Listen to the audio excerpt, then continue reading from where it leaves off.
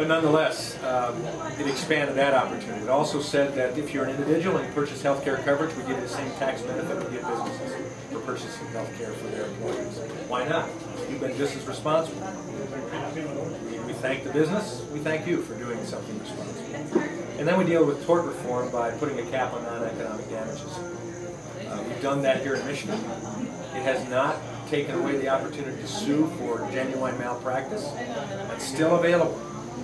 It's reduced the overall cost as a result of frivolous lawsuits for people suffering non-economic damages. So that's included in there. Now, since that time, and I've left the Congress, that bill, those principles have been taken up, and the Republicans brought them to the White House and the White House Summit on health care. They added a number of other good things to it, like a high-risk pool for pre-existing conditions. Those are good things. We ought to debate that. American people, I think, understand it. So, first and foremost, what we do is we don't fund the bill. The Republicans, conservatives take control in the House. Funding bills to begin in the House. We choose not to fund the implementation of the health care plan. It doesn't hurt anything. It's not supposed to be enacted until 2013 or 14 anyway.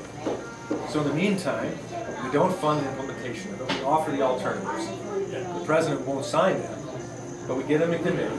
Dave Camp from Michigan and others who chair committees will hold hearings on it. American people who have become accustomed to reading bills and debating bills, unlike the Congress, they will debate things like pre-existing condition dealt with by a high-risk pool. They will deal with the issue of association health plans.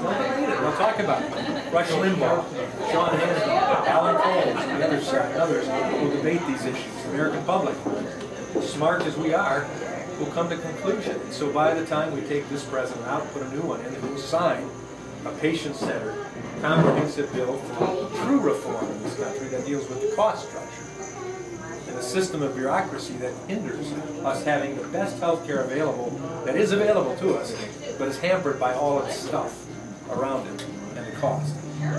We will have debated that. We can bring it up for votes in committee. The American people will be with us in pushing, as opposed to saying, whoa, pull back. We pass those things and we move on. So that's the approach that I look forward to taking. Mark Schauer, in recent days, you may have seen his TV ad, where he says in a restaurant, Roxy's in Jackson, 10 times a day, I ask myself the question, what's Washington thinking? Did I get it about right? My response is, hey Mark, you ought to know what Washington's thinking. They're thinking the same way you are. You were the one that voted for Pelosi's bloated trillion-dollar deficit-producing budget.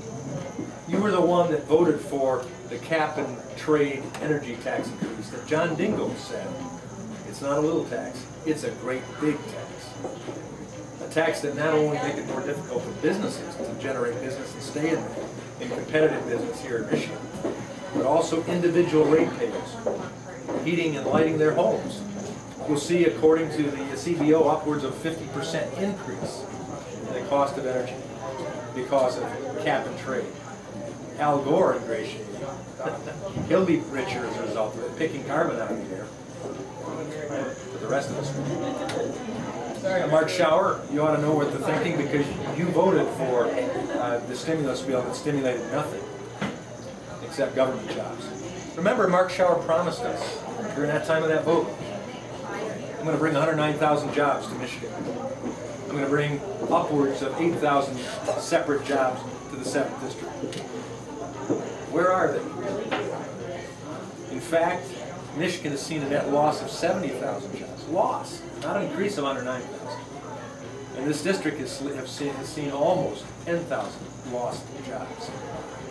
Now today he said in the debate that, well, the stimulus allowed us to keep from losing at least 8 million more jobs.